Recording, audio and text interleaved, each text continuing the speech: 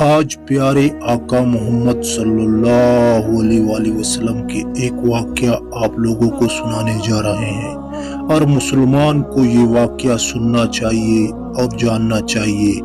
حضرت محمد صلی اللہ علیہ وآلہ وسلم کی بچپن کا تپڑ والا واقعہ۔ حضرت محمد صلی اللہ علیہ وآلہ وسلم بچپن میں یتیم تھے اور اپنے دادا حضرت مطلب رضی کے زہر سائے پر پرورش پا رہے تھے۔ ایک دن آپ صلی اللہ علیہ وآلہ وسلم اپنے عام عمر بچوں کے ساتھ کھیل رہے تھے۔ قریش کے ایک ظالم اور سخت مزاج آدمی کا وہاں سے گزرنا ہوا۔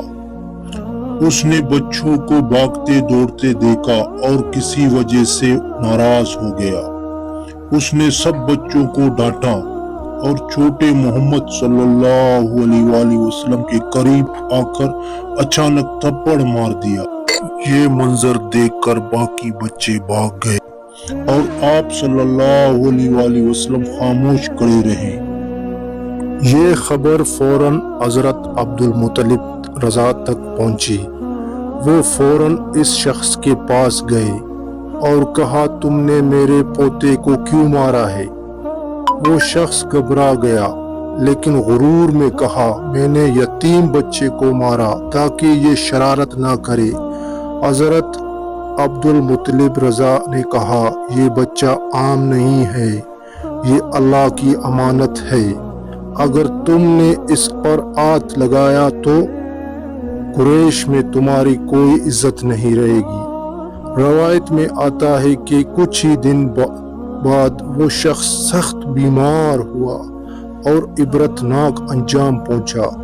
یہ اللہ کی طرف سے اس بات کا اشارہ تھا کہ اس بچے کی حفاظت اللہ خود ہی کر رہا ہے۔ سبق: اللہ اپنے محبوب صلی اللہ علیہ وآلہ وسلم کی بچپن سے حفاظت کرتا رہا۔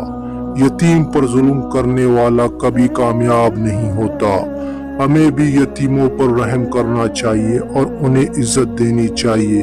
اگر آپ کو حدیث کی باتیں اچھی لگتی ہے تو چینل کو سبسکرائب کریں اور لائک کمنٹ کرنا مت بھولنا۔ کمنٹ میں سبحان اللہ لکھ کر دوسرے مسلمانوں تک شیئر کریں تاکہ آپ لوگوں کو بھی ثواب ملے۔